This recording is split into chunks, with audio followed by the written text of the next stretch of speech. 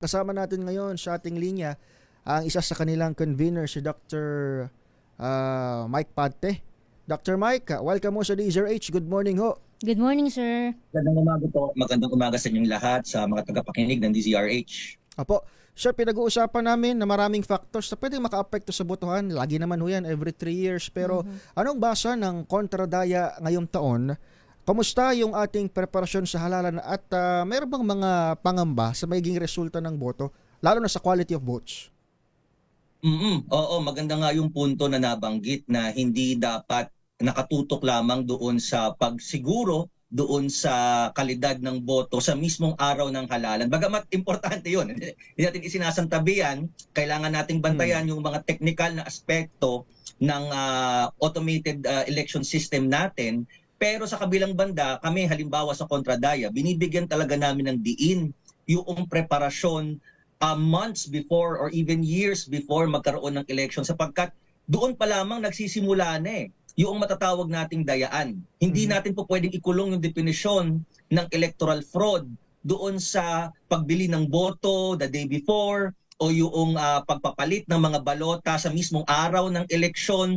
Oo, forma ng pandaraya yan, pero mas nakababahalang forma ng pandaraya yung halimbawa disinformasyon na nangyayari bago pa man, taon pa man bago ang eleksyon. O di kaya yung mga nangyaring paggamit ng mga resources ng pamahalaan para magmukhang maganda yung mukha ng incumbent na tatakbo for re-election, yun yung nakikita namin na mahalagang bantayan din sa hanay namin sa kontradaya, and therefore because of this at nakikita naman namin yan sa aming mga on-ground at online reports, nakababahala na ang dami pa rin, naglilipa na pa rin yung ganitong klaseng mga forma na matatawag pa rin nating electoral fraud sa ating kasalukuyang 2025 elections.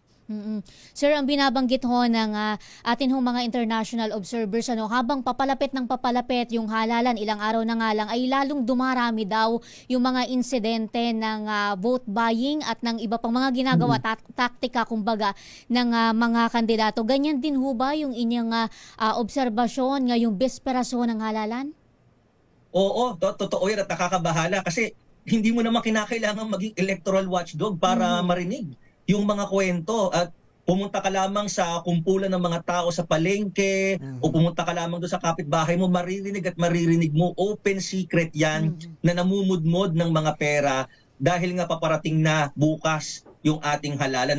Nakareceive kami sa aming tip line na umaabot hanggang 16,000 kada tao. Ganoon kalaki.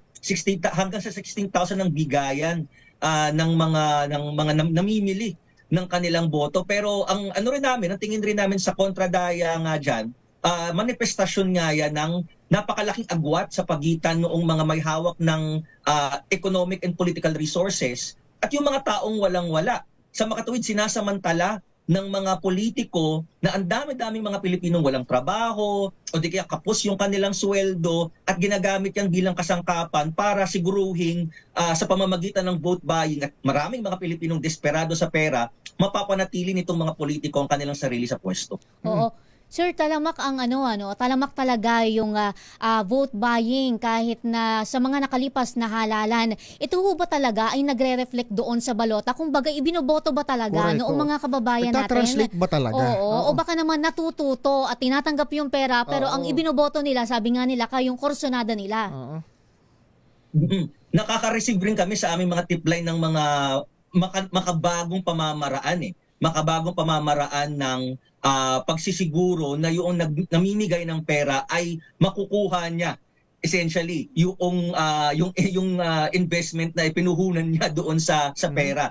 Alam natin pinagbabawal ang cellphone sa loob ng mga presinto, pero apparently may mga nakakalusot may mga nakakalusot pa rin na kailangan picturean halimbawa yung balota para maisiguro na may mga yun yung sumisimple pala. binoto mo batay doon sa namigay ng pera. At ganun din lalong-lalo na sa mga liblib na probinsya. Doon kasi iilan lang naman talaga yung mga taong nakarehistro para sa pagboto. Hindi kagaya halimbawa dito sa Metro Manila na sa isang presinto pagkarami-rami, sa isang syudad ang pagkarami-rami. Sa mga liblib na probinsya kung saan iilan lang naman kayo at magkakakilala yung mga tao doon sa mga bayan-bayan. Mahirap magtago na hindi mo binoto yung mga taong namudmud ng pera doon. Kaya nga makakarinig ka madalas sa mga probinsya na parang complete slate. Shut out yung mga kalabang kandidato o isang partikular na slate ng mga kandidato, 0 votes. I think may ano rin yan, manifestasyon nga yan nung mga tumitinding pamamaraan nung mga makapangyarihang politiko, lalo na sa local level, para siguruhin na kapag namigay sila ng pera, ay mababawi nila yan in the form of votes. Talagang ano pala, no, Dr. Mike, lumalabas na meron ding talagang mga makabagong paraan ng electoral fraud na kung dati medyo pwede mo nga gawing biro, partner, na hindi, iboto mo yung kung sinong gusto mo. Oo, Tanggapin mo yung yung bayad. pera. Ngayon pala mas mahirap kasi meron ng electronic means o kung anumang bagong means para ma-check kung kung tama yung binoto mo doon sa kanilang Opo, at bayad. Mahirap rin talaga na yung parang sasabihin mo na oo, tanggap ka lang ng pera, pero wag mong iboboto yung taong namimigay ng pera. Kasi meron ding mga politiko na aware din sila sa ganung klaseng sistema, kung kaya ang ginagawa nila, bibigyan kanila ng pera, pero dahil alam nila na ang gusto mong iboto ay yung oposisyon o yung kalaban, bibigyan ka ng pera para wag bumoto. At tingin ko mas nakakatakot yun eh. Kasi kapag nakita nila na hindi ka bumoto, madaling ma-figure o madaling ma-certify nung namimili ng boto na hindi ka bumoto eh. At pamamaraan nila yun para manakot essentially, dahil kung alam nila kung saan ka nakatira, alam nila na okay, inabutan ka namin ng pera, nakakabahala na ako bilang isang botante, sinabihan na ako na wag bumoto, binigyan pa ako ng pera na wag bumoto, anong gagawin ko? Pwede ko bang i-assert yung sarili ko na pupunta ako sa presinto para iboto yung kung ano nasa konsensya ko?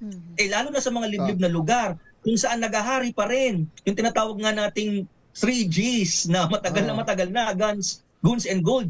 Hindi madali na basta ka na lamang sabi mo, oo, matapang ako, boboto ako sa batay sa prinsipyo ko. Kasi po pwede kang daanin sa takot nitong mga politikong ito. Guns, and gold. Sabi ng Philippine National Police, may pang-apat, fake news. Ayun. Sir, kung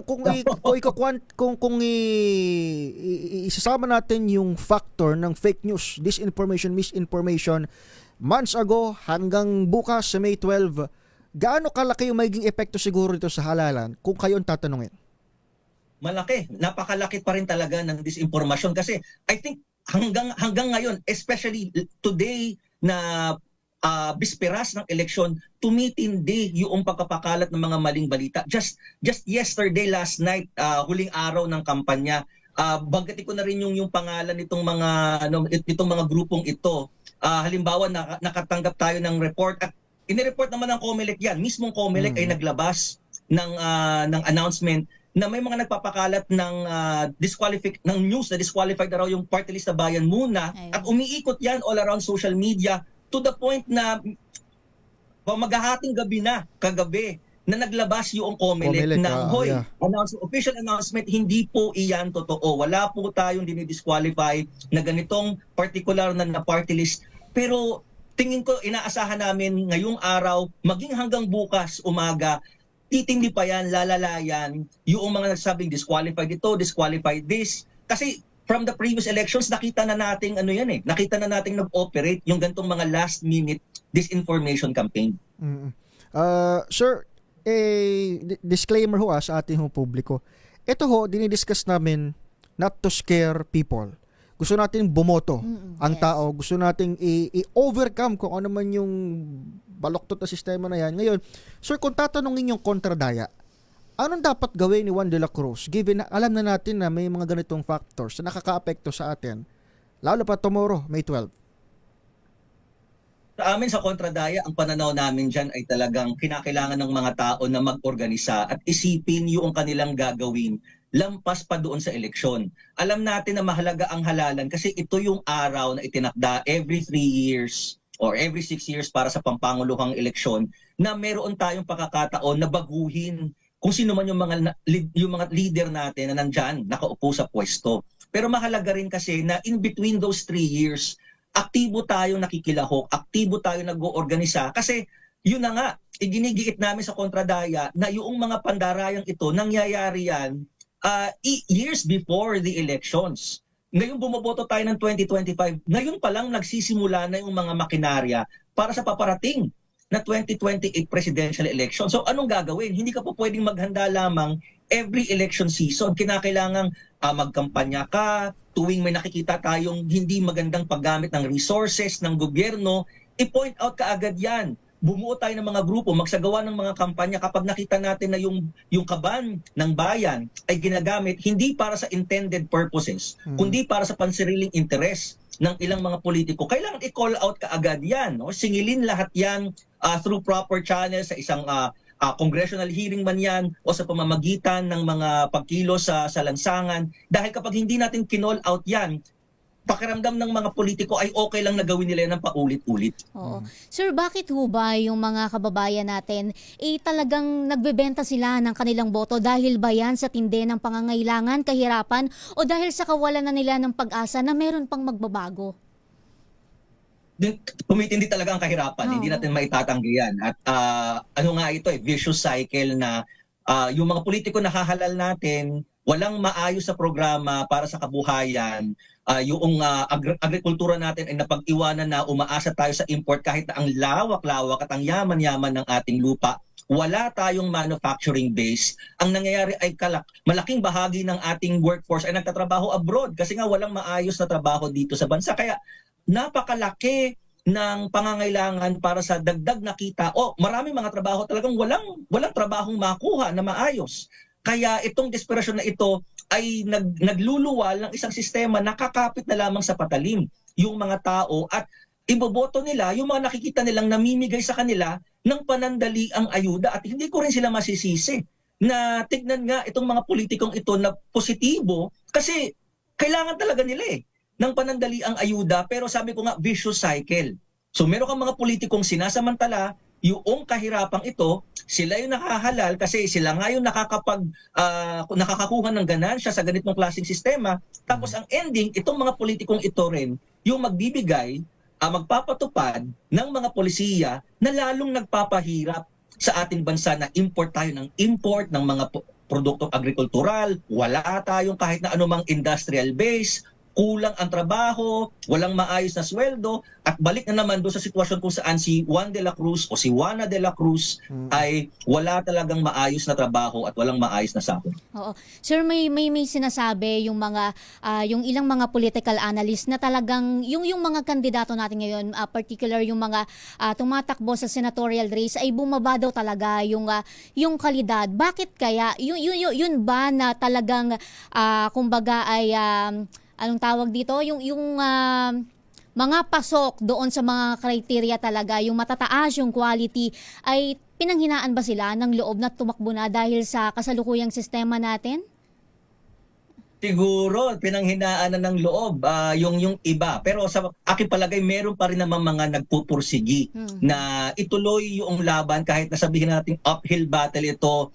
May mga progresibo rin naman na tumatakbo sa eleksyon pero hindi rin maitatanggi na talagang bumaba yung kalidad ng mga kandidato at napupuna rin yan ng marami. Lalo na at napapansin natin may mga tumatakbo na ayaw nga magsabi ng kanilang plataforma. Pag tinatanong ng media, halimbawa parang nagagalit pa sa media na bakit ako tinatanong tungkol sa plataforma pero hindi ba dapat iyan yung numero unang hinihingi sa kahit na sinong tumatakbo? Ano ang iyong panukalang batas? Kung ikaw ay tumatakbo bilang senador at wala ka man lamang maibigay na malinaw na isang panukalang batas na bibit-bitin mo the moment ikaw ay maupo sa Senado, abay nakakabahala naman talaga iyan.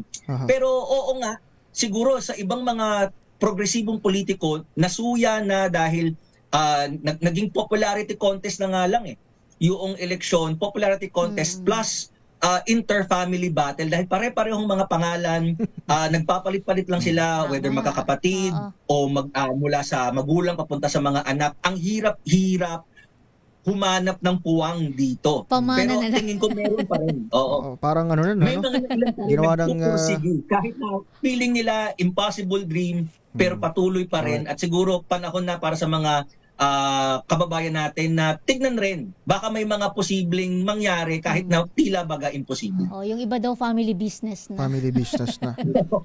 Yun nga Apelido na. nakakalungkot dyan. Apelido na nakalagay. Sir Dr. Mike, maraming salamat sa panahon nyo at babantayan natin itong quality of votes, hindi lamang yung quantity ngayong panahon na ito na election. Thank you. Thank you, sir. Maraming salamat rin sa DZRH. Mabuhay kayo. Ang isa sa mga convener ng Kontradaya si Dr. Mike Pante. Maraming salamat to. This is